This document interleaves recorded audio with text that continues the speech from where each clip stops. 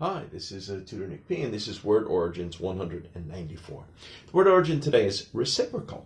Okay, somebody wants a screenshot, do it now. Let's get right to it. If someone has a reciprocal agreement or does a reciprocal action, it means that it involves two people or two groups who will do the same things for each other or to each other. And it is usually beneficial for both sides. So they're both getting something out of it. So we especially use it with agreements. So you could have reciprocal agreements or reciprocal actions. Whatever you're doing, they do the same back to you. Okay, let's continue. The origin of the word comes directly from Latin. It is believed to come from reciprocus, that was the Latin word, and is believed to come from the phrases reciproque. I guess in Latin they used to have that phrase, which means back and forth, or to and fro. In Latin, re means back, and pro means forth or forwards, in front.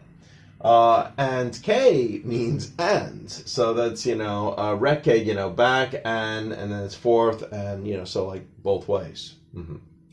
Thus, it means back and forth, or for mutual, or for mutual for both sides, the same thing happening for both sides. All right, and we got 4 examples to show just how we would use this. Many governments will allow reciprocal visas for the citizens of each other's country. So, like if you travel to a country and they, maybe especially at the border, they give you a free visa for 3 months or 90 days to stay, chances are the other government is doing the same thing for those people. Very often they have reciprocal visas. So these are common ones. So sometimes it just depends upon the agreement between the two governments. They may have some exceptions to these rules, but generally they kind of follow that idea. Number 2 here, President Trump was pushing a policy of reciprocal duties or taxes, import duties, basically.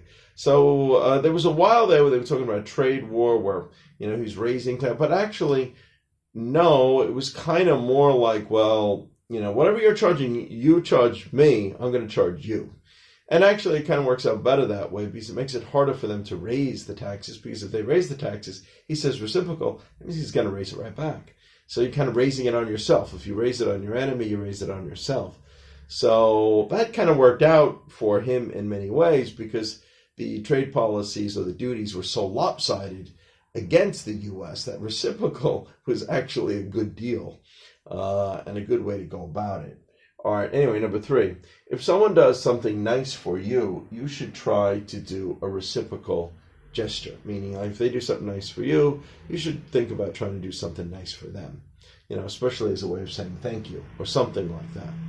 All right, number 4, they have agreed to give each other reciprocal support. Well, I don't know who they are.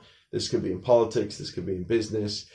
Basically, it's a little bit like, if I scratch your back, you'll scratch mine. If I support you, you support me too. So they're kind of working out a deal like this. So they agreed to give each other reciprocal support. Okay, anyway, I hope you got it. I hope it's clear. Hope it was informative. Thank you for your time. Bye-bye.